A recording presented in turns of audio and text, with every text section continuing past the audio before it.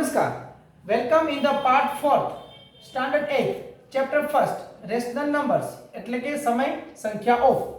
Closure property ભણી રહ્યા છીએ. તેમાં આજે સમજવાનું છે રેશનલ નંબર્સ સાથે. રેશનલ એટલે સમય, નંબર્સ એટલે સંખ્યાઓ. તો સમય સંખ્યાઓ વિથ એટલે સાથે. ક્લોઝર પ્રોપર્ટી એટલે સમૃદ્ધતાનો ગુણધર્મ. આપણે ચાર ક્રિયાઓમાં પહેલી ક્રિયા લઈએ એડિશન. શું કહેવાશે? Rational numbers are close under addition એટલે કે સરવાળા માટે સમય સંખ્યા સમૃદ્ધ છે. પહેલા સમય સંખ્યા રેશનલ નંબર્સ એટલે શું? તો જે સંખ્યા p q સ્વરૂપમાં હોય, અંશમાં p છેદમાં q, જ્યાં q ક્યારેય 0 હોય નહીં એવી સંખ્યાને રેશનલ નંબર્સ કહેવાય. ઉદાહરણ તરીકે 3/7 -4/9 -5 કાંઈ ન હોય તો 1 તો હોઈ શકે, 8 કંઈ ન હોય તો 1 હોઈ શકે. PQ PQ PQ PQ format.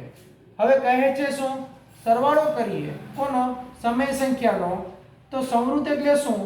તો બે સમય સંખ્યાનો સરવાળો કરો, આન્સર જે મળે એ પણ હંમેશા સમય સંખ્યા હોય છે.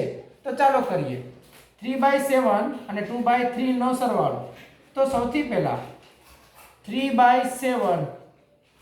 હવે અહીંયા નિયમ પ્રમાણે મલ્ટીપ્લાય કરવું પડશે 3 થી, કારણ કે એના અપોન ડિફરન્ટ છે, સેમ નથી. એટલે સેમ કરવા માટે 7 ને 3 થી મલ્ટીપ્લાય કર્યા તો ઉપર પણ 3 વડે મલ્ટીપ્લાય થશે, પ્લસ ના પ્લસ. હવે છે આપણી પાસે 2/3. હવે 2/3 માં 3 પાસે શું નથી? 7 નથી. તો 7 થી મલ્ટીપ્લાય કર્યા તો ઉપર પણ 7 મળશે. હવે 3 3 જા 9, 7/7 into 3 21 પ્લસ ના પ્લસ, 7 2 જા 14 upon માં 21. સો upon is same 21. તો વધ્યું શું? 9 પ્લસ 14. તો 9 પ્લસ 14 એટલે મારા અને તમારા ઉપર આવશે 23, નીચે આવશે 21. આ 23/21 થઈ ગયા PQ ફોર્મેટ. ઉપર P નીચે Q, જ્યાં Q ઇઝ નોટ 0. તો આ રીતે બે સમય સંખ્યાનો સરવાળો કરવાથી મળતો જવાબ પણ હંમેશા સમય સંખ્યા હોય છે. તેથી સરવાળા માટે સમય સંખ્યા સમૃદ્ધ છે. This is our first multiplication. હવે એડિશન હવે પૂરું કર્યું. મલ્ટીપ્લિકેશન, સબટ્રેક્શન, ડિવિઝન લઈએ છીએ. જુઓ હવે આવ્યું માત્ર ને માત્ર ચેન્જીસ છે અહીંયા. સબટ્રેક્શન એટલે ગુજરાતી બનશે બાદબાકી. બાકી સમય સંખ્યા સમૃદ્ધ છે. PQ ફોર્મેટ તમે જાણો છો, એક્ઝામ્પલ પણ તમને હમણાં બતાવ્યા. ચાલો સીધી કામગીરી કરીએ. 3/7 -2/3 PQ PQ અને કરવાનું છે સબટ્રેક્શન. સો 3/7. હવે સબટ્રેક્શન કરવા માટે બંનેના બેઝ એટલે અપોન સેમ હોવા જોઈએ. સેમ નથી. શું કામે સેમ નથી? here is 3, here is 3, here is 7. both are not same. તો મલ્ટીપ્લાય દ્વારા એને સેમ કરીએ તો 7 ને 3 થી મલ્ટીપ્લાય કરી દો તો ઉપર પણ 3 વડે મલ્ટીપ્લાય થઈ જશે. માઈનસ ના માઈનસ. હવે પાછો લખી નાખો 2/3. હવે 3 પાસે શું નથી? You can say 7. તો ઉપર પણ 7 થી મલ્ટીપ્લાય કરી નાખો. ઇક્વલ કરી નાખીએ. ઇક્વલ. હવે 3 3 જા 9 અપોન માં 7 3 જા 21 માઈનસ 7 2 જા 14 અપોન માં 21. તો વધ્યું શું? એને હું અહીંયા થોડી વાર માટે કેરી ફોરવર્ડ કરું છું. ઉપર વધ્યા 9 માઈનસ 14 21 સેમ થઈ ગયા એટલે એક જ વાર લખાશે. હવે 9 માંથી 14 માઈનસ કરવા પડે. 9 માંથી 14 માઈનસ કરીએ તો આન્સર આવશે 5. મોટો નંબર 14 માઈનસ છે એટલે -5 upon 21. તો જો આ રહ્યું -4/9 જેવી જ PQ ફોર્મેટ બને છે. તો કહી શકાય કે જ્યારે બે સમય સંખ્યાઓ, બે રેશનલ નંબર્સના બાદબાકી કરીએ, સબટ્રેક્શન કરીએ ત્યારે આન્સર પણ જે મળે છે એ સમય સંખ્યા જ હોય છે. ચાલો ત્રીજી ક્રિયા ધેટ ઇઝ મલ્ટીપ્લિકેશન. મલ્ટીપ્લિકેશન એટલે ગુણાકાર. બાકી સેમ છે બધું. ગુણાકાર માટે સમય સંખ્યા સમૃદ્ધ છે. રેશનલ નંબર તમે જાણો છો PQ ફોર્મેટ જ છે જ્યાં Q is not equal 0. Examples are same 3/7 -4/9 -5 કાઈ ન હોય તો અપોનમાં 1 હોઈ શકે. 8 કાઈ ન હોય તો -1 હોઈ શકે છે. હવે મલ્ટીપ્લાય કરીએ. Let's start.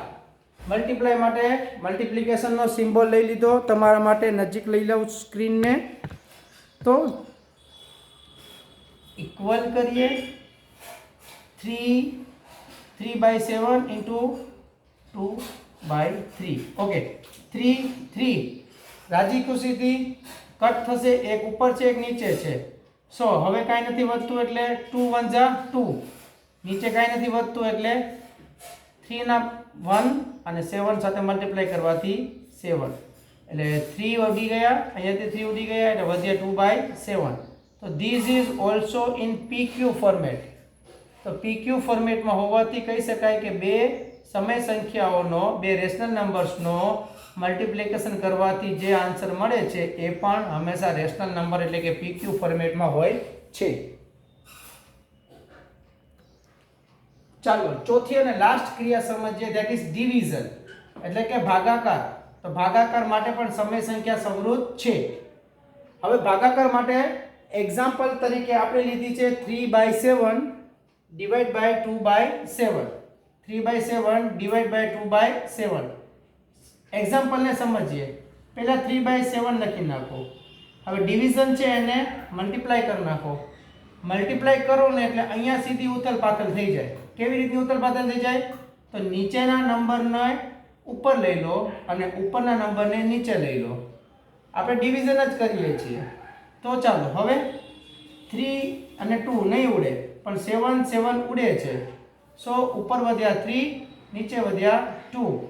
તો જ્યારે બે રેશનલ નંબર્સને ડિવાઈડ કર્યા ત્યારે આન્સરના રૂપે જે મળ્યું એ પણ એક PQ ફોર્મેટ જ આપે છે.